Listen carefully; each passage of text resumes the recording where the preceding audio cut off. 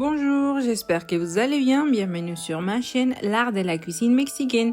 Moi, c'est Elisabeth et aujourd'hui, je vais vous partager une recette de pain de mort. Mais cette fois, nous allons utiliser des noix de pécan. Pour cette recette, nous allons avoir besoin de farine de blé, des œufs, de lait, du sucre, du beurre, des levures boulanger, du sel, des noix de pécan et du sésame. Les quantités de chaque ingrédient sont à l'écran et dans la description de la vidéo. Nous commençons par activer la levure. Pour cela, nous allons chauffer le lait jusqu'à ce qu'il soit tiède et ajouter la levure, une cuillère de farine et une cuillère de sucre. Bien mélanger et laisser reposer jusqu'à ce que le mélange double sa taille, 10 minutes environ. Nous allons tamiser la farine sur la surface où nous travaillerons la pâte.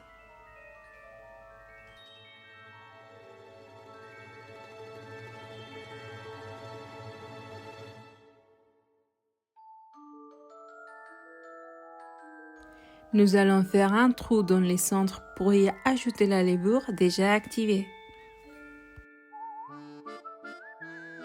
Mettre le sel autour du volcan de farine. Il est important que la levure double son volume et ressemble à une éponge pour faire gonfler les pains. Si ce n'est pas le cas, vous devez répéter les processus. Ajoutez au centre les sucres,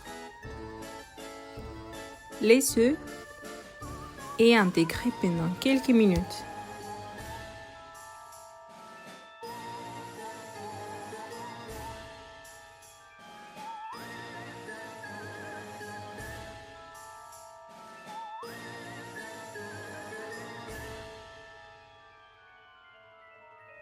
Ce processus d'intégrer les liquides peut être fait dans un récipient et puis être ajouté au centre de la farine.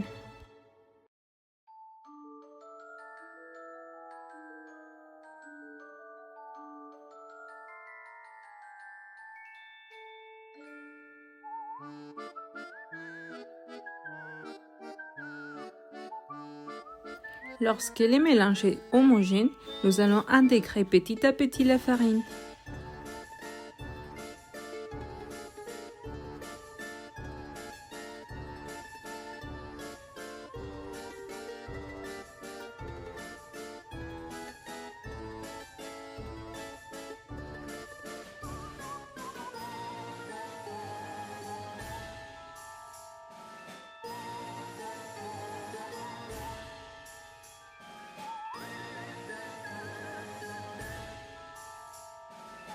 Une fois que tous les ingrédients ont été intégrés, nous allons ajouter le beurre. Le beurre doit être à température ambiante pour un pétrissage plus rapide.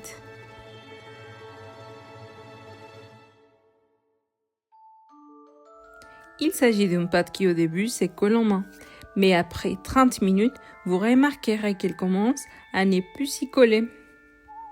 Ce processus peut être fait au batteur, mais le résultat est meilleur si vous pétrissez à la main, parce que la pâte aime les mains.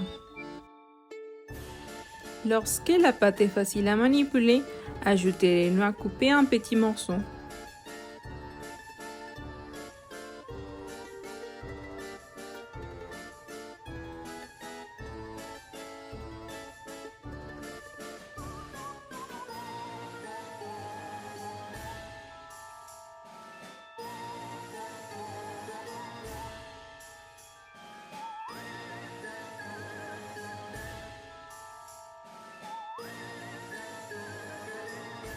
Laissez reposer la pâte dans un bol et y versez un peu d'huile d'olive.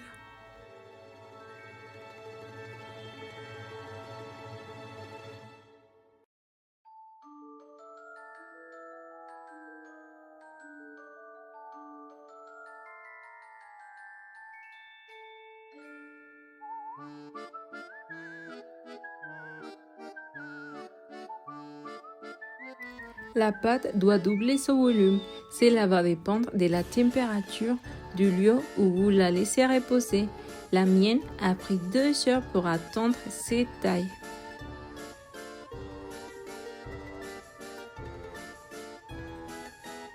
Nous allons saupoudrer la farine sur la table et y mettre la pâte. J'ai utilisé une maresse pour sortir toute la pâte.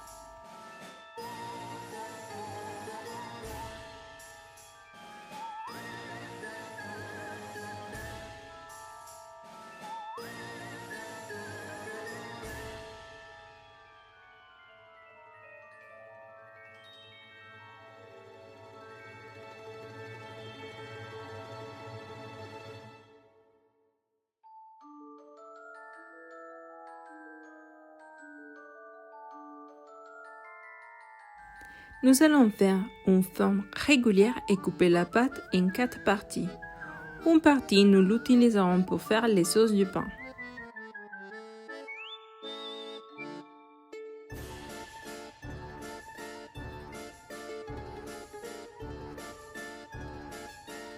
Les 3 autres parties, nous allons les diviser en 2, c'est-à-dire, de la pâte, nous sortirons 6 pains.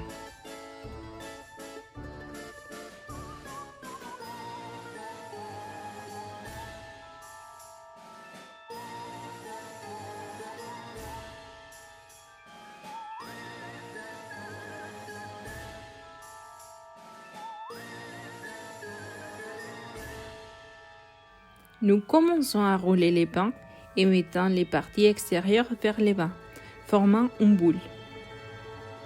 Nous allons mettre les pains sur une plaque avec du papier cuisson. Il est important qu'une fois que nous avions disposé les pains, il ne faut plus les manipuler pour garder leur forme et leur texture. Il faut également tenir compte du fait que les pains vont gonfler. Alors, nous devons laisser suffisamment d'espace entre chaque pain. J'ai fait l'erreur de laisser 5 pains dans la plaque. L'idéal aurait été d'en mettre seulement 4. Pour faire les sauts, nous devons ajouter une cuillère supplémentaire de farine à la pâte afin qu'ils gardent leur forme.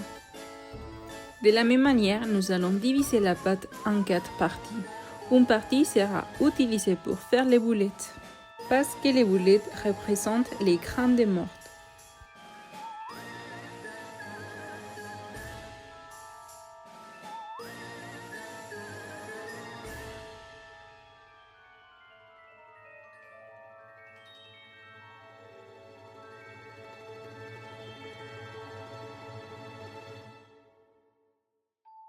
Les autres parties seront divisées en 4 pour faire au total 12 parties.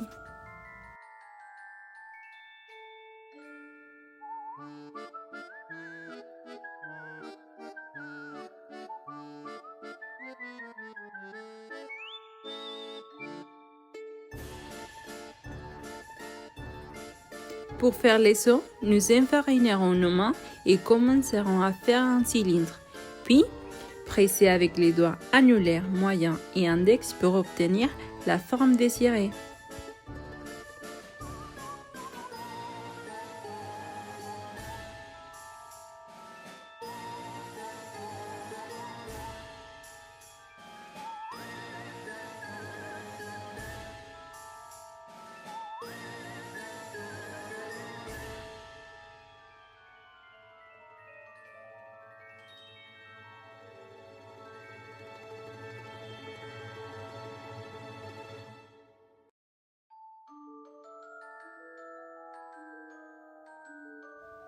Avec un peu d'eau, nous humidifierons les parties où vont les œufs pour qu'ils s'adhèrent à la pâte.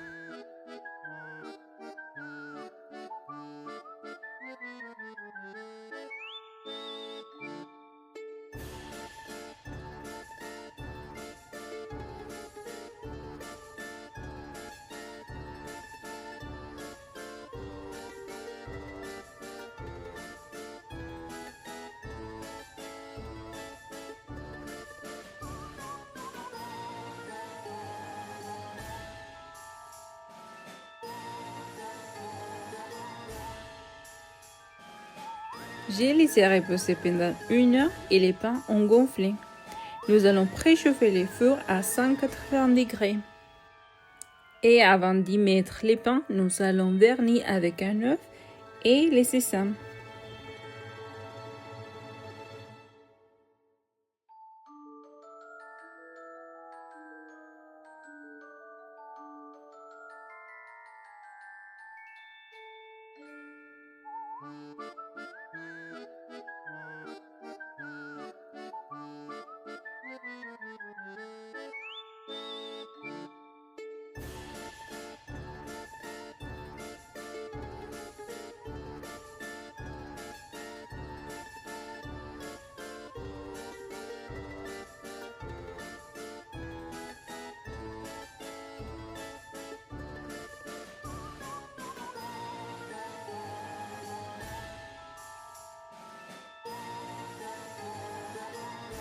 Mes pains, on était dans les fours 20 minutes et ils sont parfaits.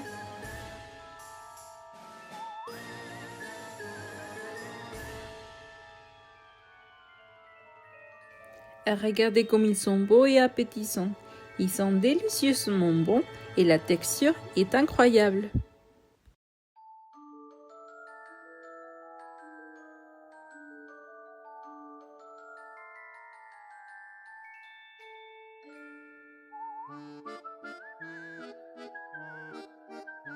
Et voilà, j'espère que cette recette vous a plu. N'oubliez pas de liker et de vous abonner pour en savoir plus sur la cuisine mexicaine.